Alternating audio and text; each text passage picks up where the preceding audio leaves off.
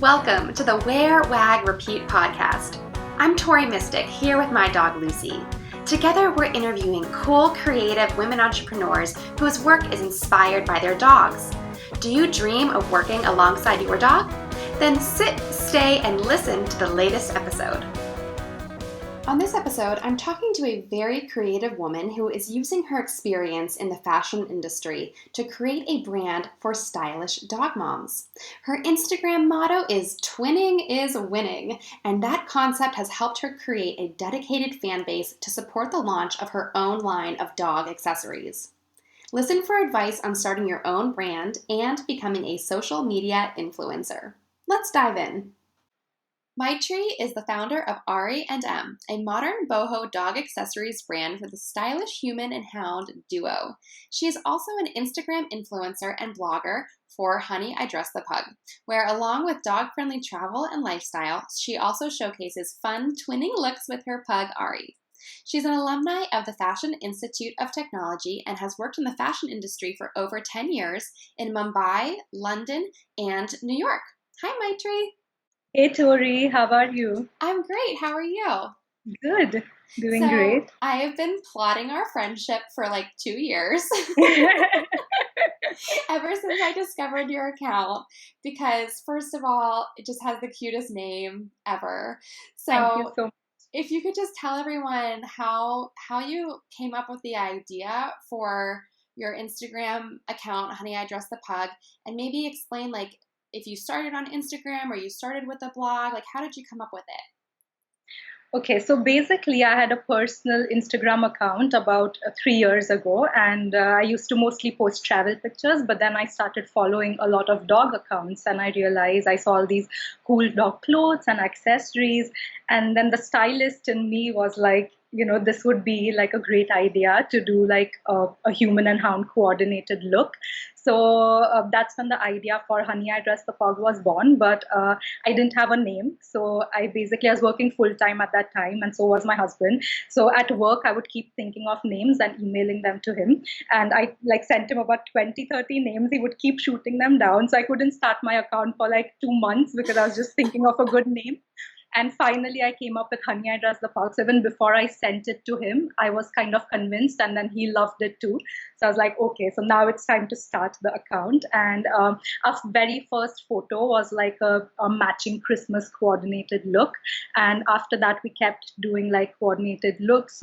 We kept shooting. And a couple of times, just randomly, like we matched exactly, like we were twinning. And our followers just loved it. And it was kind of challenging and exciting because we had to find the exact same prints or the same kind of colors. So it excited us. We kept doing more of it, and then eventually twinning is winning sort of became like the theme of our account, and here we are like doing more of it and having fun. It's just so fun, and I have to say, like, I talk about you to like everybody, and I tell people the name of your account, and I've never met anyone who didn't just have like the greatest reaction to it. It's just it makes you so happy, and I love it because like that's what I try to do with my Instagram. It's just like yeah, make yours people is happy. so fun. Yeah, Mm-hmm. I love your photos. I love your pink door. Like that's like I love pink doors, and you actually have one. And like I keep looking at it, and I'm like, someday I need a pink door. Just go buy some paint and apologize later. Good idea. Well, so actually, people can't see. I can see you because we're chatting over Skype. But so you have on this banana print shirt, and Ari has a banana bandana, and actually, it's on your Instagram, so people can go on your Instagram and see it. But Yeah. so like it must be like, how did you find these two things? Like, did you make them both, or how do you put together these twinning looks most of the time? So usually I have my own brand as well. So sometimes I find something in my own brand, like I have some denim bandanas which go really well with denim jackets and stuff. But a lot of times I have to actually research. So if I know that this season, for example, polka dots are in, so then I'll find something for me, like somewhere like Zara, H&M, Topshop. These are like some of my go-to places. And then I know quite a few dog brands, and I also keep looking out for new dog brands, and there are so many good ones that keep coming up like every day. So a lot of research goes into it, and then when you find that exact matching prints or colors, you're like, bingo, like, oh, here it is. It's just like so exciting. But yeah, basically, it's just like a lot of research. Also, because of my account, I network with a lot of brands or different accounts as well. Like other dog accounts also post images and tag brands. So that's how you find out about new brands. But yeah, mainly it's just a different dog brand and a different human brand, and just like bringing them together in like a twinning look. Yeah, and so sometimes it starts with your look, and sometimes it starts with Ari's look, and then like it just always works out. Yeah, most of the times I would say it starts with Ari's look, because I think it's more, pet brands are more limited compared to human brands. So Yeah. most of the times I'll go work that way around, because it's easier to get something from, if like there is a polka dot sweater for Ari, I know that I will find something somewhere for me. Right. So yeah. That's so awesome. So you did mention that you have your own brand. So tell everyone a little bit about that. Did you ever think that you would have a dog accessories brand in your life? And kind of what inspired you to follow through and do that? So I never thought so, and only because of the fact that while growing up in Mumbai, I'm from Mumbai, India, and while growing up, we had a lot of street dogs, and sort of we are raised in a way to think that you shouldn't touch them, which is kind of the case a lot of times because they can bite you, they're not vaccinated. So I was always afraid of dogs. I would like run away from them. Like I would just like, if they are like, sometimes my mom would be worried that I might like come under a car because I'm running away from a dog. So I was that scared of dogs. So but yeah, that was like, I was like to that extreme. But then I moved to the US, and I just realized that dogs are pets, and I started like petting neighbors dogs and all of that. And then that's how Ari came into our lives. And I was working in fashion always, and it was always a plan to start my own line or start off something on my own at some point. And then with Honey, I Dress the Pug, I realized that there's so much scope and growth opportunities in the fashion industry. So I was like, the timing was also sort of right. If not, I would say I'm a couple of years late, but even then, there is a lot of scope even now. So I thought it was a great way to combine my knowledge in fashion and my love for dogs. Also, I get to be around Ari, so that's like the perfect incentive. So yeah, I never ever expected to do this, but I'm so glad that I'm doing it. That is so awesome. So you did kind of dream of having like a fashion line though, but you just didn't know it was going to be dog fashion. Yeah. That's so awesome. I love that. I've always been really interested in fashion as well, and like you're talking about timing. I think like we're so lucky to just be doing what we are doing now, because like our jobs are things that like didn't exist Yeah so many years ago, or like when you were growing up, like this wasn't even something that you could dream to do, is to be an influencer and like a professional dog mom is basically what we are. Yeah. It's so exciting, like right place, right time, and things just like fall in place. Yeah. So tell us what inspired you to move to leave Mumbai, and was it for work and you used to live in London, so tell us a little bit about like your journey and how you ended up in New York City where you are now. So basically, I moved after I got married to my husband. So after marriage, I moved to New York.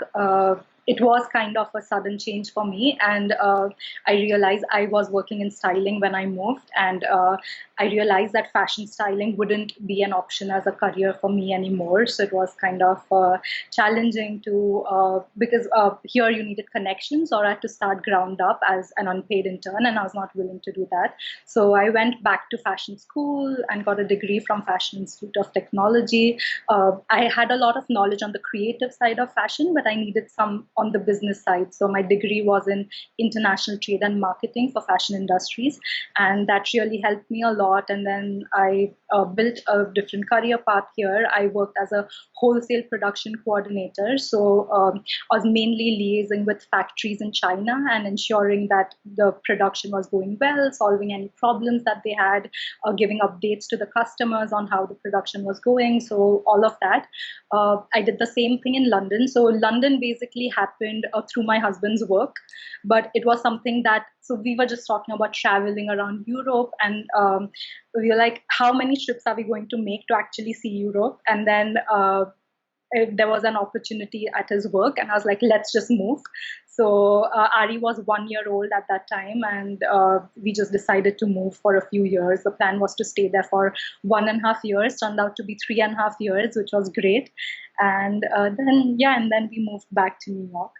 Oh, that's so cool. I didn't know that you started out in New York originally. Because when a lot of people think that I'm originally from London and then I moved to New York. Yeah, exactly. Because I think everyone just knows your Instagram account. Yeah, which I started in London. And you started it in London, right? Yeah. So that's as far back as we go, like in your history of your life. Yeah. Yeah. If it didn't happen on Instagram, then we don't. Yeah, did it even happen? We don't know. Yeah. That's so awesome. So did all of your experience doing like working with factories and all that kind of stuff, is that helping you a lot with your brand? Like what do you think is like the one thing that has helped you the most with the R&M brand? Honestly, I think it's, so in the fashion industry, I've worked in a lot of different things. In styling, I got experience in marketing, production, designing, all of that. And I think everything together is sort of helping me with my brand. I can't really say one thing because it's everything, how you sell your product, how you make your product, how you design it, or even how you style it. I think all of that knowledge sort of like helps you build a brand. So I think one of the most important things that made it easy for me was the fact that I could sew. So because I went to design school, I had the knowledge to make things. So it was easier to start because I could sew myself. But even then, it's not impossible. Even if you can't sew, you just find someone who can do it for you. For me, in fact, it's becoming so busy that with the influencer work and the orders that I get, that I'm eventually planning to get someone to sew for me. But so I think that's something that helped me to start sooner than I could have. Yeah, so I was wondering, so do you sew all of the like collars and leashes and bandanas and the leash bags and everything yourself? Yeah, I do, yeah. Wow. As of now, I do, yeah. And it's a lot of work. Yeah, I can imagine. So I've ordered from you. I have a little leash bag that clips on. And it's so awesome because it's big enough to hold your phone. And most of those little bags only hold poop bags and that's it. So I love your little bag, but tell everyone. So I've seen like your packaging and like your customer experience. Like tell people a little bit about how you come up with that. Like what do you think is important if you're selling online to to show the customer like packaging wise or experience? Or, like do you write little notes to people, that kind of stuff? Yeah.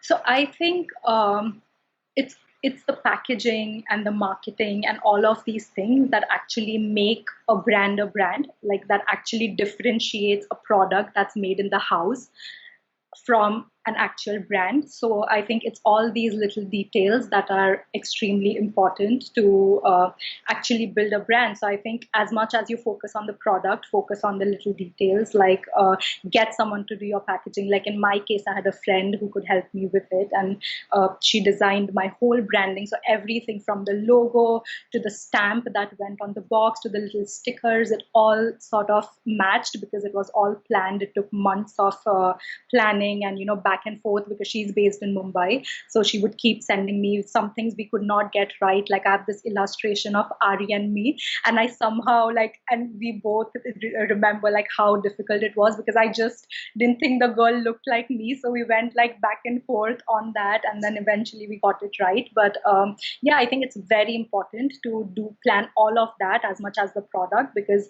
then you become a brand, right? You don't become like someone who's just making something in the house. Like you actually become like a professional brand. So I think that's extremely important right now. Yeah. So when you send things out, you include like extra little things like stickers and or a little like thank you card, which is also like a cool little card which you can just like tape up on your wall or put it on like a little softboard or something.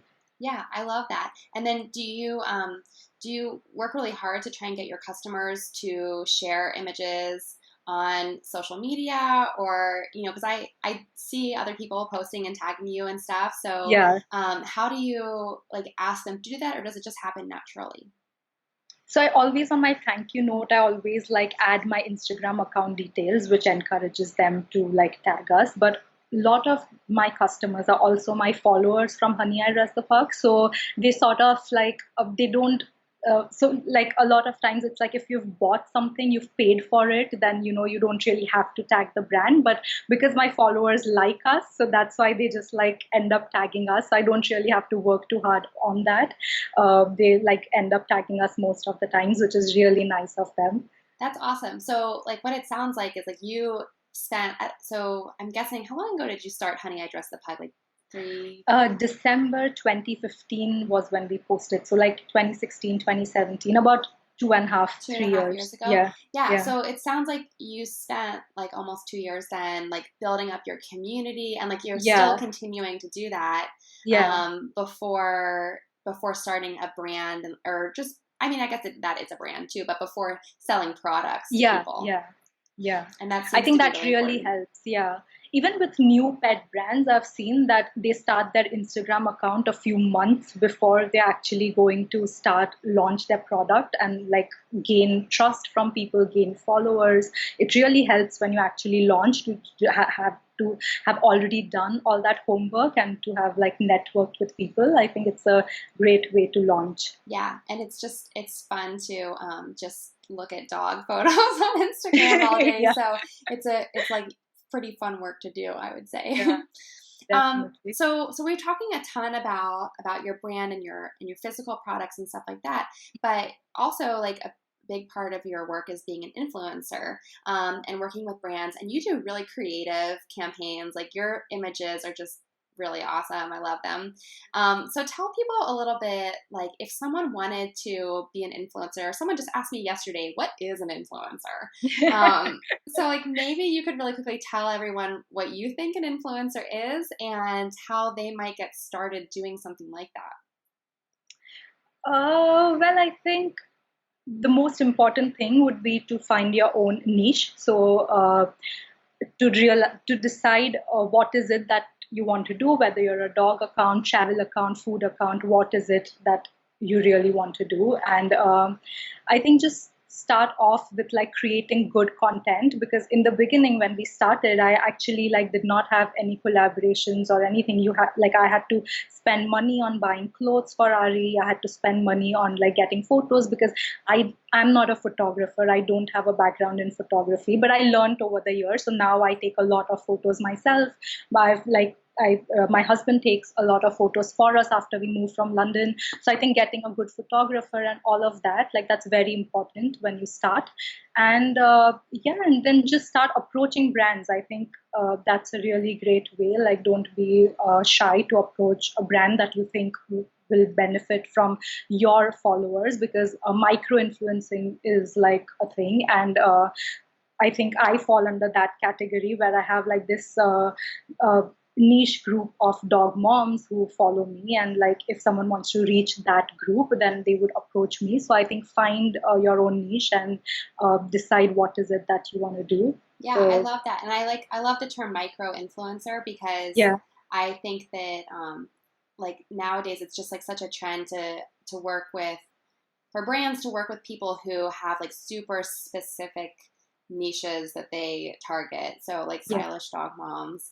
And what's interesting too is I think I see I see so many different opportunities to work with brands, and sometimes they're not always pet brands, or they're not yeah, like in the pet industry. yeah, And you do collaborations too with brands that mhm, are outside, that are not necessarily pet yeah, products. yeah. So like, how do you make that work? Like, what can you maybe, I don't know, I hate to be like off the cuff here, but think of an example of a brand that you worked with. It was like, oh, how am I going to make this work?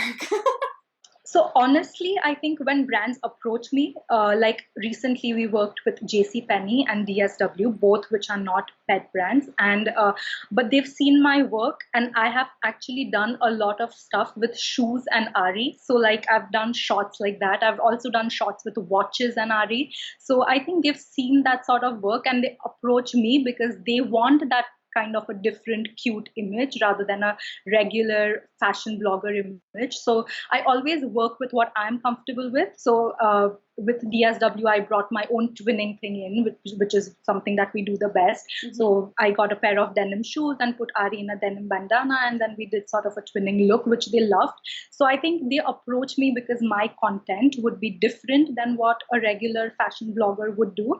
So I think just like, even if it's a human brand, just give it your own twist, just like stay true to the style of your account. And so I would never ever do something where, Ari's not in the photo, because my account is all about Ari, so I don't want to do that. So somehow I just like try to make it stay true to our style and make it work. But I think a lot of experimenting. You also like look at other influencers, what they are doing. There are a lot of creative accounts out there. You can get inspired by them.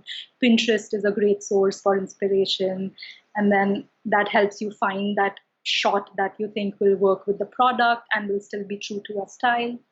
That's awesome. Yeah. And I think the number one thing is just being authentic. Like if you've put all this effort, years of effort into building an audience of people who love what you do, you have to like do that. Even if you're getting paid for it. I think that like there's a misconception maybe that if you're getting paid for something that you're kind of like a sellout.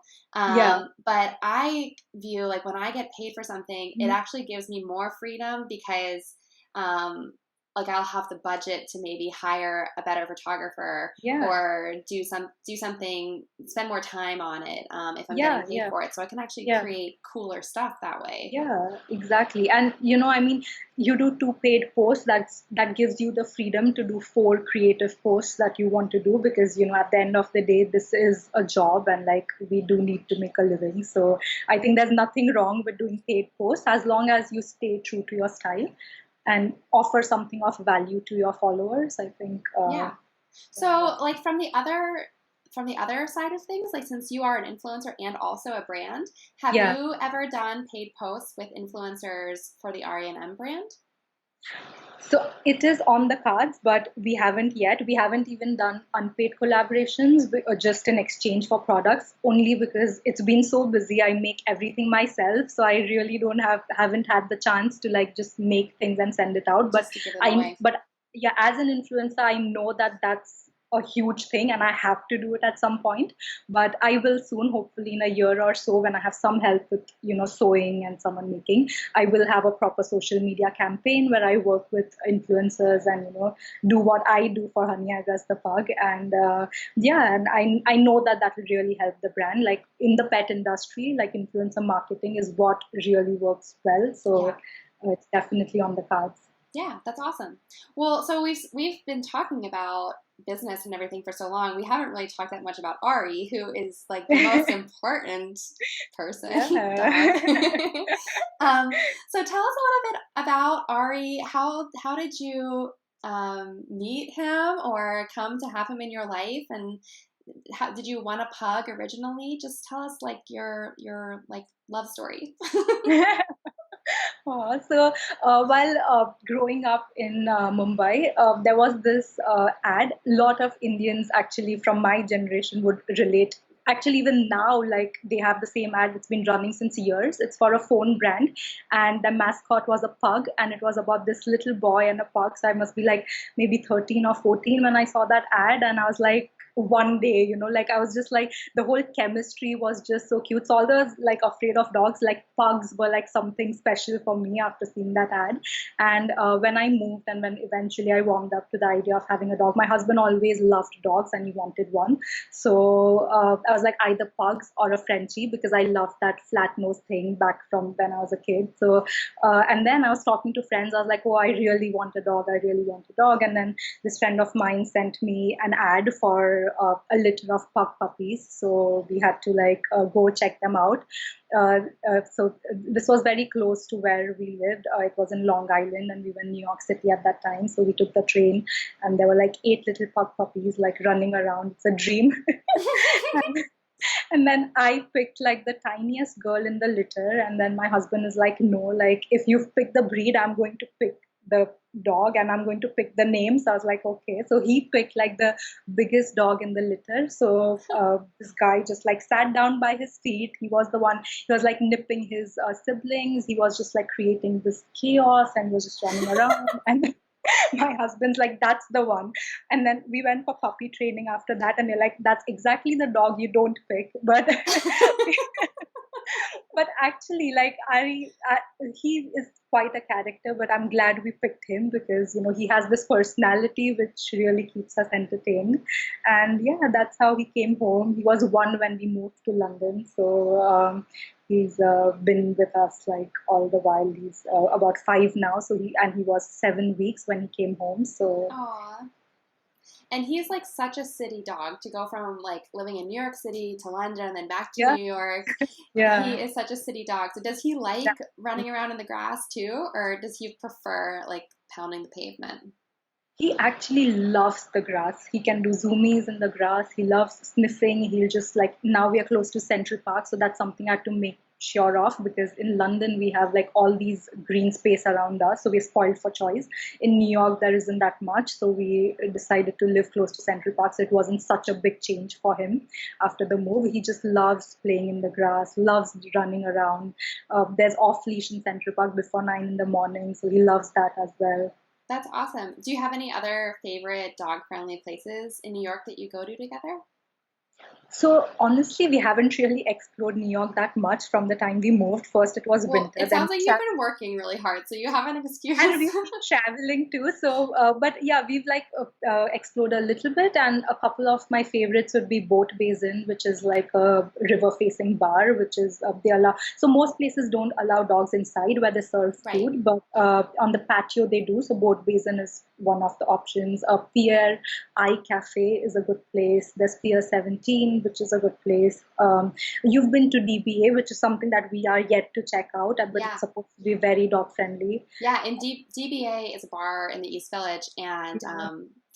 this summer I co-hosted a dog mom event there with Gal's best friends, and it's so cool because you can actually take your dog, you can walk through the bar, and then there's a garden in the back, but you can also just hang out with your dog in the bar. So we were having this whole dog mom event in the back with like all these women, and a lot of them brought their dogs. But then you'd go into the bar to order a drink, and there would just be people sitting on the benches with like dogs just sprawled out. There's so many dogs there. It's That's the just greatest like place. London. Yeah. Yeah. Yeah, I have to go. Like after this, I definitely, maybe this weekend, Yeah. definitely have to Yeah, get there. definitely. It's very fun. Well, Yeah. thank you so much for being on the show. Could you tell everyone really quickly what's the best way to find you online? Yeah, we are on Instagram. We are at Honey I Dressed the Pug, and also at shop_RE&M. And we also have a blog, www.honeyiDressedThePug.com. And our online store is www.reandm.com. Awesome. And thank you so much for having me. It was so great chatting with you. Yeah, it was really great. We've been friends on Instagram, I think, for so Yeah, long, but we've never actually spoken. So this was really fun. This was really nice. Yeah, we should do it more often offline. Definitely. Yeah. Thank you for listening to the Wear, Wag, Repeat podcast. You can fetch show notes for this episode at wearwagrepeat.com. If you like what you hear, please subscribe so you don't miss an episode. And until next time, Lucy and I will see you around the dog park.